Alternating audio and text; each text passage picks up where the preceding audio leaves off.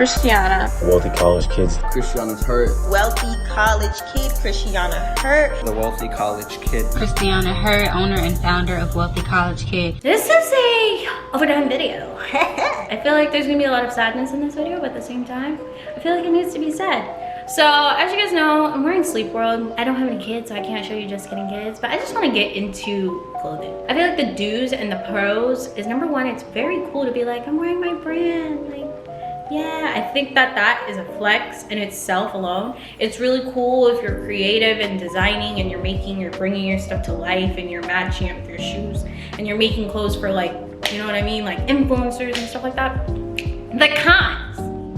Making new clothes all the time, like coming up with the ideas, can be very difficult in my opinion. Number two, people stealing your designs. Like, obviously, you know, if you're a new business owner and you're unfamiliar with this, trademarking costs anywhere from a band to $3,000. I spent $3,000 per trademark, number one, to like trademark it so that people can't steal it. I know this cuff is just bothering me. So that people can't see it. It can be expensive if you're like a new, you know, aspiring fashion designer, whatever the case may be. So it's like the biggest con for me is people stealing, like, and copying everything you do. I feel like that can be really, really frustrating as a business owner, number one. And number two, just coming up with new stuff and sizing. Obviously, you know, we all come from different walks of life. Everything from extra, extra small to 2XL, 4XL, whatever the case may be, tall, medium, whatever, long leg, short torso, whatever. For me, with children's clothing, it's been very difficult getting the leg sizing correct, especially because I don't have kids. So it's been really, really difficult. I've been using like Zara, like kind of to like bring it to life, like as far as sizing. If you guys can think of other good, if you have kids and you have like a good place that has like good on point sizing, you feel like your child is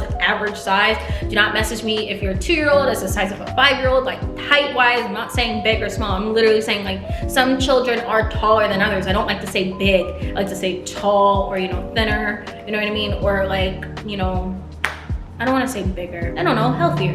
But like, it's harder to size those children. So if you feel like, you know, my kid fits, you know, the same size across XYZ brands, feel free to send me those like via the DM on Instagram at Christianna Hurt. Like, it's very appreciative because I am struggling with the sizing. I did do $20,000 in the month of July. I'm gearing up with back to school and using influencers and really hoping, you know, it can be profitable, because I'm not gonna lie to you, I am still negative $10,000 with JKK, because you gotta think cost of inventory, cost of shoots, and I still haven't even dropped season 2. It's very like, ugh.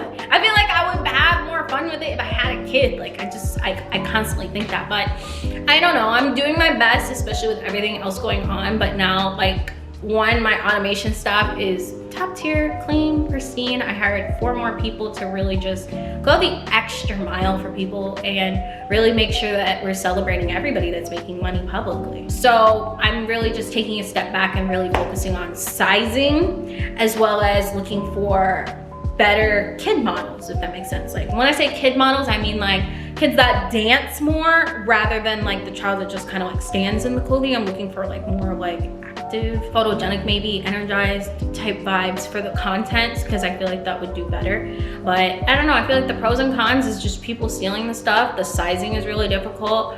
You know, obviously if somebody gets the wrong size or it's too big or too small, you just have to kind of take that loss. I feel like that's important to understand, is like, if I send this to somebody and it's too small, I'm not gonna have them send it back. So I just send them the correct size. So you lost out. So say this was $15 to get made or $10 to get made, I lost $10, you know what I'm saying? So you just wanna make sure your margins are big enough to compensate for any of the losses you may take. Yeah, that is my pros and cons of creating a clothing line. I feel like a lot of people ask about starting their own clothing line. I do think I think you need a minimum of $5,000. I think when you're doing shoots and stuff like that, you should order 3 small, 3 medium, 3 large, or, you know, like 3 of each size, because that's what I did, like, as far as like shoots. When it came to JKK, I ordered 10 of each size and color to really get like a feel for what I was gonna keep, what I was gonna do, sizing, as well as like sell. So maybe that's why I haven't sold all the inventory, so maybe I will get to 5,000 negative.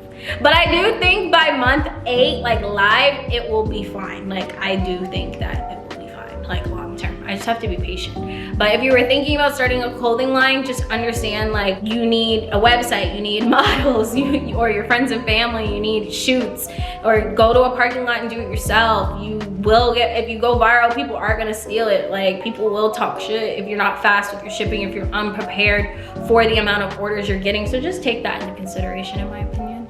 But yeah, that's it for this video.